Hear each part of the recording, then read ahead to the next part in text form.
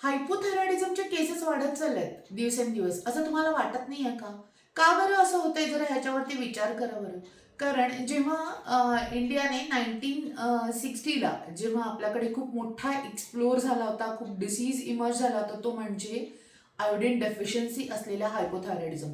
आणि त्याच्यामुळे गळ्यात सूज यायची, थायरॉइड डिसिजेस चाललेले होते, ब्रेन डेव्हलपमेंट, लहान मुलांच्या ब्रेन डेव्हलपमेंट, मेंटल डेव्हलपमेंट हे सगळं हॅम्पर व्हायला लागलं होतं. म्हणून 90 पासून आपण आयोडाइज सॉल्ट जे हे नॅशनल प्रोग्राममध्ये घेतलं, WHO ने त्याला मान्यता दिली होती. आणि एवढं सगळं असून पण आपण आत्ता कुठल्या ट्रेंडकडे चाललोय, तर पिंक सॉल्ट, रॉक सॉल्ट, अशा ट्रेंड. हे पिंक रॉक जे काय आहे हे सगळे सॉल्टच आहेत, लक्षात घ्या. 98% सोडियम क्लोराईड आहे प्रत्येकामध्ये. जाऊन गुगल करा, सर्च करा, काय करायचं ते करा.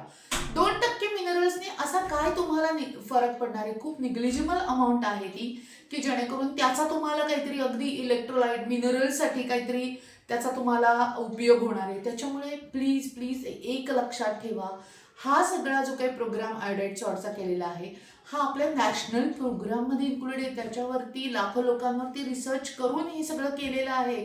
पहिल्यांदा ते US मध्ये सापडलं होतं अशा केसेस. हिमालयाच्या वरती उंच उंच ठिकाणी जिथे आयोडीन कमतरता असते तेव्हा त्यांनी शोधून काढलं. मग आपल्याकडे पण अशीच प्रकारची पद्धत, अशाच प्रकारचे आजार सुरू झाल्यानंतर सगळ्या सॉल्टमध्ये ते आपण आयोडाइज सॉल्ट तयार केलं. ते एकदम सिम्पल आहे, इफेक्टिव्ह आहे, चीप आहे. म्हणून आवडत नाहीये का तुम्हाला?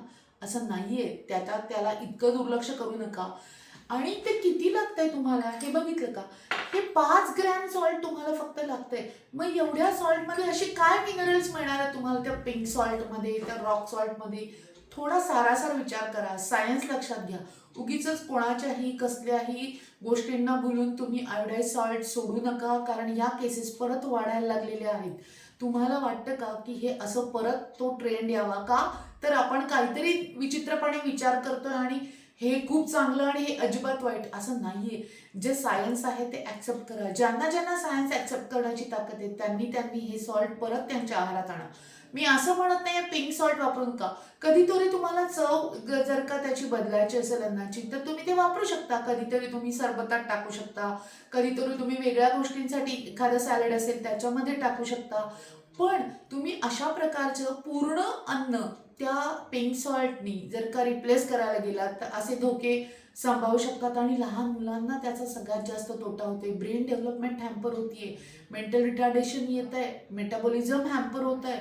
त्यामुळे आपण जर नाही खाल्लं तर ते मुलांमध्ये पण तुम्हाला तसं होणार आहे. हायपोथायरॉइड हे प्रेग्नन्सीमध्ये पण डिटेक्ट व्हायला लागलं तर मुलांनी काय करायचं? त्यांच्या डेव्हलपमेंटसाठी आपण जबाबदार आहोत. त्याच्यामुळे कोणाच्याही असं कसल्याही आहारी न जाता नक्की आयोडाइड सॉल्ट, मग पिंक मध्ये आयोडीन टाका मी म्हणते, पण ते आयोडाइड सॉल्ट घ्या. आहे आयोडीनचे सोर्स आहेत पण ते तितकं पुरत नाही, म्हणून तर नॅशनल प्रोग्राम सुरू केलाय ना. मग असं करू नका. पिंक असू द्या, त्या ब्लॅक असू द्या, येलो असू द्या, कुठलं असू द्या, आयोडाइड सॉल्ट हे मस्ट आहे. त्याने आपले आजार परत मागे घेणार आहोत आपण. आणि ज्यांना ज्यांना शंका आहे ना, त्यांनी हायपोथायरॉइडिझमचे जे पेशंट आहेत त्यांनी त्यांच्या आयोडीन लेवल्स पण चेक करून घ्या. T3 T4 TSH चेक करा, तुमचं बदललंय का.